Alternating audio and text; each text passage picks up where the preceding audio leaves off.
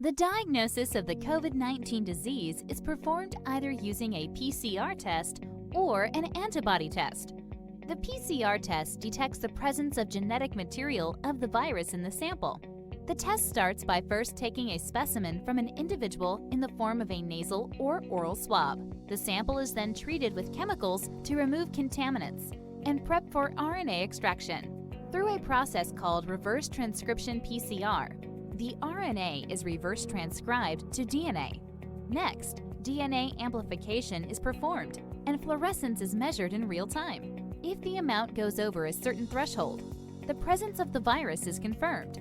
The second method is called the antibody test. When a person is exposed to the coronavirus, the body starts producing two types of antibodies, IgG and IgM, which can be detected in the blood using a technique called lateral flow chromatography.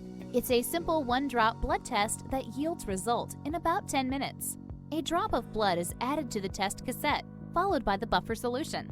The presence of antibodies in the sample yields red lines on the test. It is important to note that the antibody test will not yield a positive result if a patient has been recently exposed to the virus, or the antibody levels are below the detection threshold of the test. Both tests have their own merits.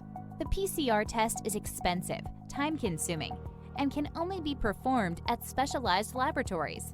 It requires a PCR machine and takes at least 30 minutes or more to yield the result.